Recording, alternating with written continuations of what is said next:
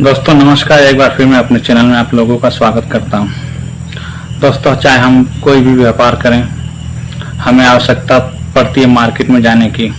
अगर हम मार्केट में जाना नहीं चाहते हैं तो हम कोई भी व्यवसाय आसानी से नहीं कर सकते हैं, क्योंकि कोई भी व्यापारी के लिए सबसे आवश्यक वस्तु जो होती है वो होता है प्रोडक्ट और दूसरा होता है मार्केट। अगर हम प्रोडक्ट का अगर निर्माण कर भी लेते हैं और मार्केट में नहीं जा सकते हैं, अपना प्रोडक्ट नहीं बेच सकते हैं, तो हमें व्यवसाय कोई भी प्रारंभ करें हमें बहुत सारी परेशानियों का सामना करना पड़ता है। क्योंकि अगर व्यवसाय अगर हम छोटा करते हैं और नया करते हैं तो जो हमारे अंदर जो शर्म नाम की चीज़ है उसे हमें बाहर निकालना पड़ेगा और मार्केट में जाना पड़ेगा। कोई ज़रूरत नहीं है कि हम 100 दुकान पे जाएं और 100 दुकान पे हमें आर्डर मिल जाए। हमें यह मान के चलना है कि अगर हम 100 दुकान पे जाते हैं तो हमें एक दुकान पे ही आर्डर मिलेगा। अगर इस प्रकार की हम अपनी थिंकिंग बना के चलते हैं तो हम किसी भी व्यवसाय को ज़मीन से आसमान तक ले जा सकते हैं और अच्छी इनकम प्राप्त कर सकते हैं। क्योंकि अगर जो बेचने वाला व्यक्ति है वो कुछ भी बेच सकता है, सिर्फ उसके अंदर बेचने की क्रिया जो है वो होनी चाहिए और उसके अंदर जो शर्म नाम की चीज़ है वो नहीं होनी चाहिए, क्योंकि शर्म इंसान को आगे नहीं बढ़ने देती है। दोस्तों हम कोई भी व्यवसाय करें, कभी भी करें, हम अपनी इच्छा से करें, अपनी मर्जी से करें, क्योंकि स्वयं की इच्छा और स्वयं की मर्जी से किया हुआ व्यवसाय इंसान को सफल बनाता है और उसे आगे तक ले जाता है। दोस्तों इस बात पे मुझे एक कहानी याद आ गई।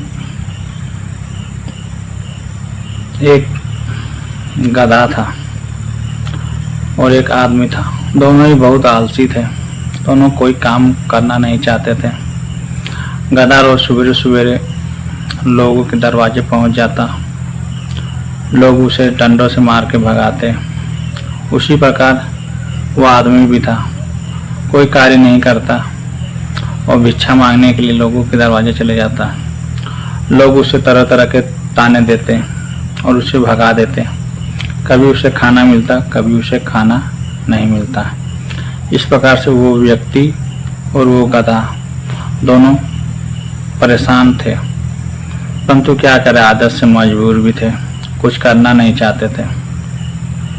एक बार उस व्यक्ति के दिमाग में एक बात आई कि क्यों नहीं हम दोनों मिलके कुछ ऐसा कार्य करें जिससे हमें धन दौलत और मान मर्यादा सब कुछ मिलने लगे।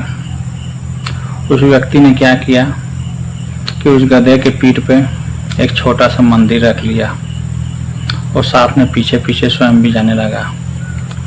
वो जिसके दरवाजे जाते गधा अपने सुरीली राग में बोलता और घर से अंदर से लोग डंडे लेके बाहर निकलते।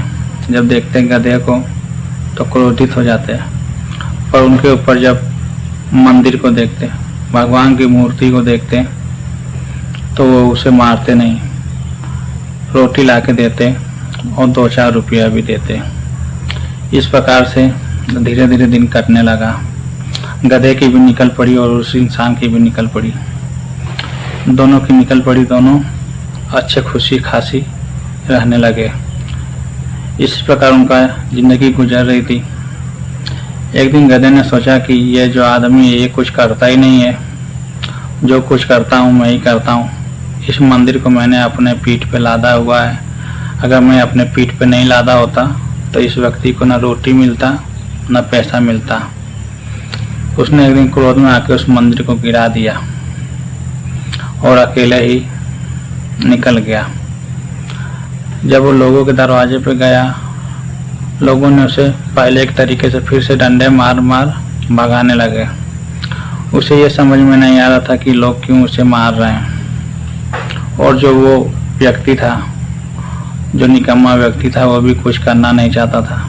जब गधे ने उसका साथ छोड़ दिया तो वो भी पहले की तरह फिर भूखा प्यासा रहने लगा। दोस्तों मेरी इस कहानी से ये कहना है कि व्यक्ति चाहे कोई भी व्यवसाय कर ले, कुछ ऊपर वाले की इच्छा होती है और कुछ अपनी मेहनत होती है, जिसके माध्यम से हम अपने व्यवसाय को आगे बढ़ा सकते हैं और कुछ इनकम प्राप्त कर सकते हैं। हम कहीं किसी भी ऊंचाई पर चले जाएं, बशर्ते इसमें सिर्फ हमारा नहीं, हमारे साथ जुड़े हुए सभी लोगों का, हमारे माँ बाप का, ईश्वर का और हमारे जो यार मित्र हैं, सबका कुछ न तो कुछ योगदान है। इसलिए अगर कभी ज़िंदगी में आगे बढ़ जाना तो किसी को नज़रअंदाज नहीं करना।